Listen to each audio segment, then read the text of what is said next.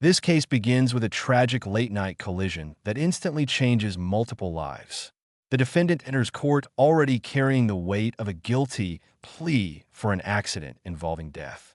But what unfolds next isn't just about a crash. It's about panic, intoxication, immigration complications, and a judge forced to decide whether remorse outweighs responsibility.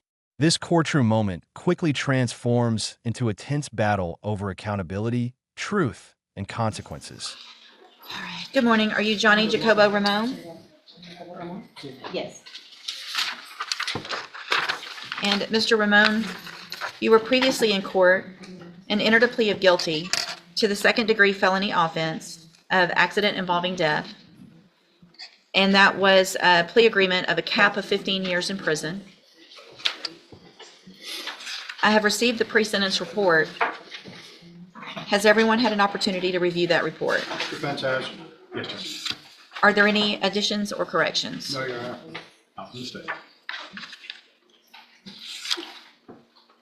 Mr. Burbank, you may proceed. Your Honor, this is a tragic accident.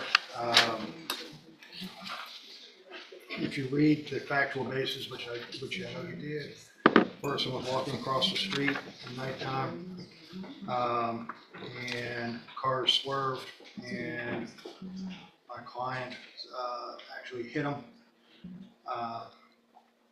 As reflected by the charge, he failed to stop. He panicked, as a reference to his version. That is on page 1.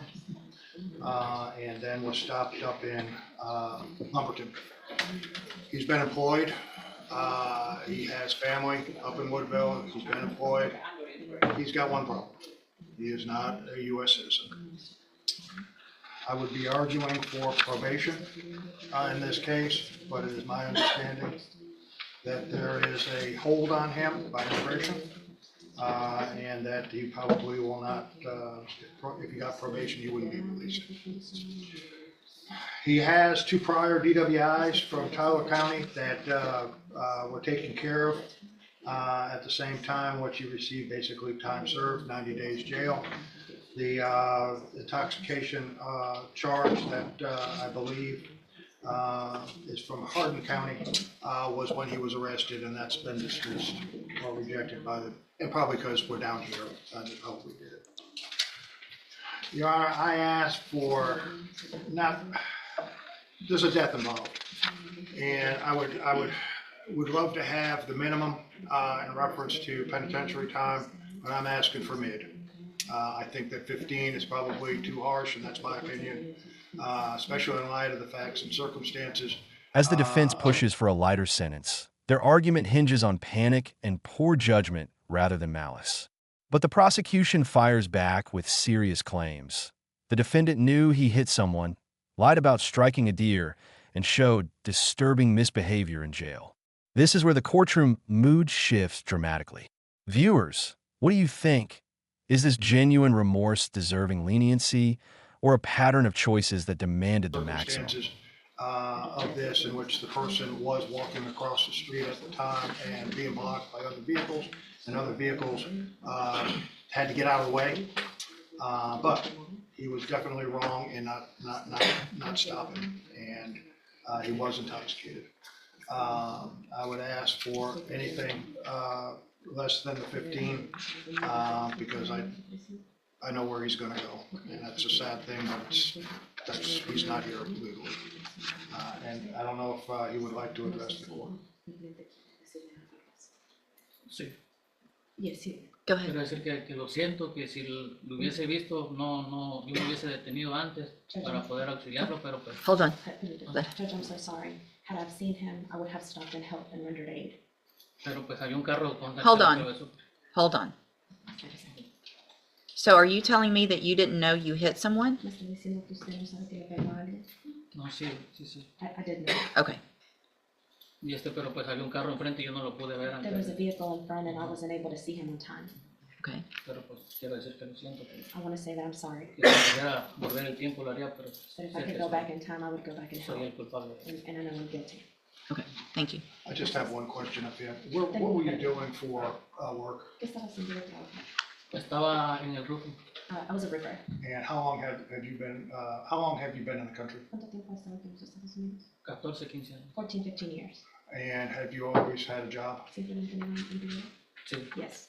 And you do have a ¿Y family? si tienen una familia? Yes. Thank you. Mr. Smith?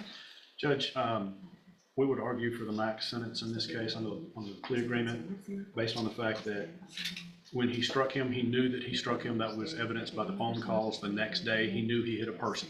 When he was stopped in Koontz, which is a long way from the accident scene, he told the police when they noticed the damage on his vehicle that he had struck a deer.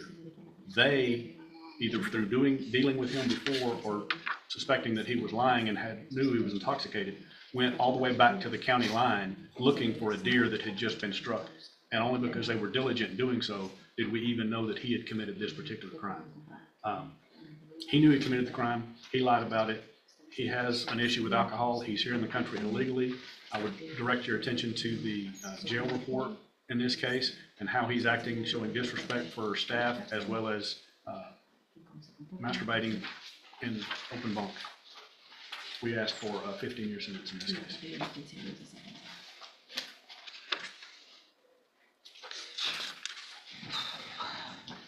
Mr. Jacobo Ramon, obviously the facts of the case are terrible.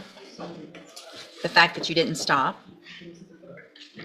the fact that you were intoxicated, and in addition, and I'm not even sure that when you were in our jail for some amount of time, there was a requirement that I release you because of the amount of time that had gone from the time of the offense while you were sitting in custody.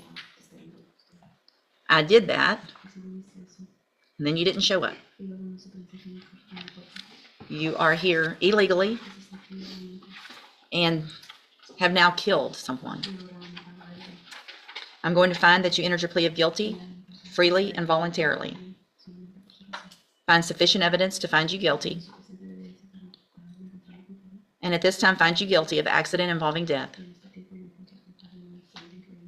Sentence you to 15 years in the institutional division of the Texas Department of Corrections. You will receive credit on that sentence for any time that you've been in custody that the law gives you the right to receive. I'm handing you the trial court certification that shows this was an agreement that I followed, and so you've waived your right to appeal. I have also handed you a written admonishment regarding your ineligibility to possess a firearm or ammunition. It is in Spanish. I advise you to read that. If you are ever back in Texas legally, you will not be able to possess a firearm or ammunition. That could lead to more charges against you. All right, thank you. You can go back with the bailiff. Thank you, Mr. Burbank. Thank you, Ms. Burge.